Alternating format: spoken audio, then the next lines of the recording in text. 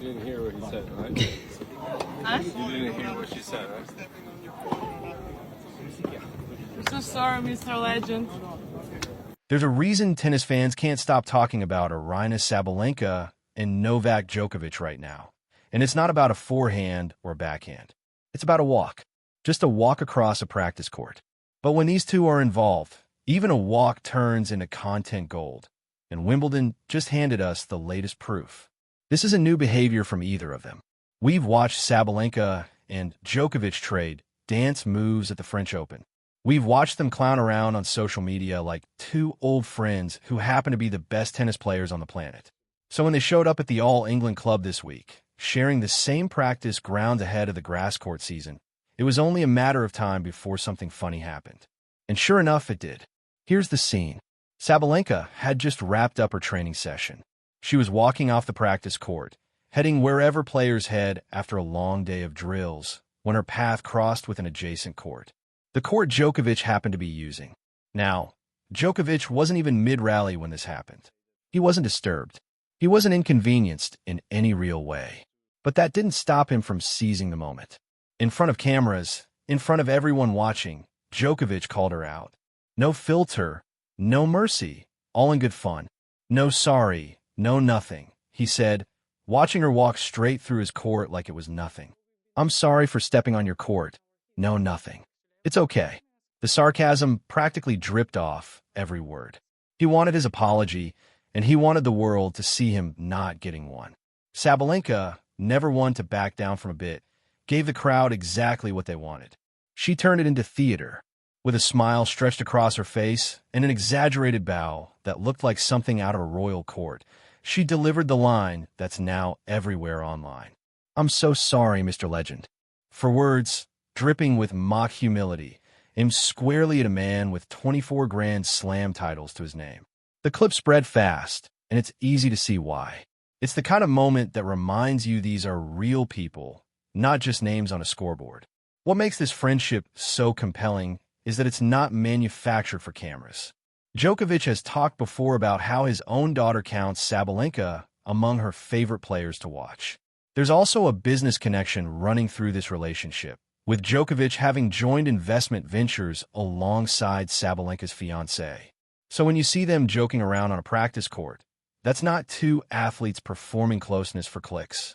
That's just two people who genuinely like being around each other. Now, let's talk about why both of them are actually at Wimbledon this year, because the stakes are massive on both sides. Djokovic is chasing something historic. 25 Grand Slam titles would push him further into uncharted territory than he already is. He's also chasing an 8th Wimbledon crown, which would tie him with legends at the top of the sport's history at this specific tournament. But getting here wasn't smooth. A shoulder injury sidelined him through most of the clay season, and it clearly affected his run at Roland Garros, where he fell in the third round.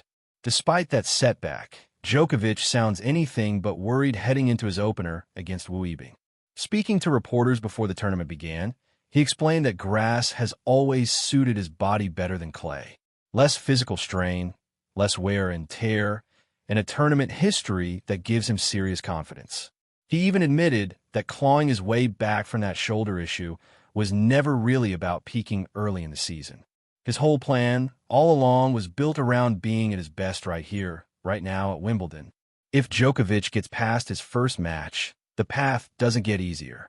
Waiting in round 2 will be either Stefanos Tsitsipas or Hugo Gaston, two very different styles of player, but both capable of causing problems on grass.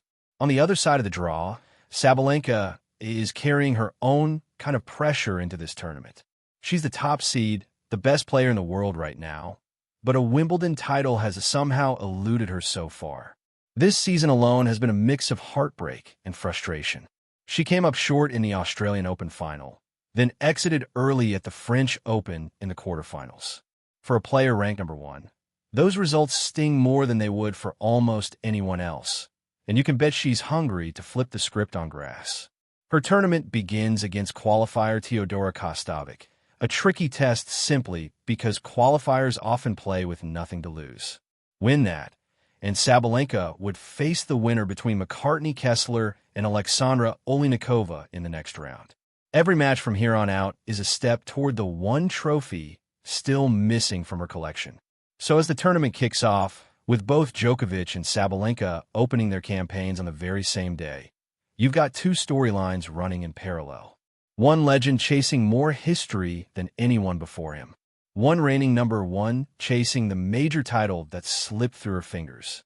And in between all that pressure, all that weight, they still found a moment to make each other laugh on a practice court. That's the kind of thing that makes this sport so much fun to follow, win or lose. Stick around, because however this Wimbledon unfolds, you know these two will keep giving us moments worth talking about.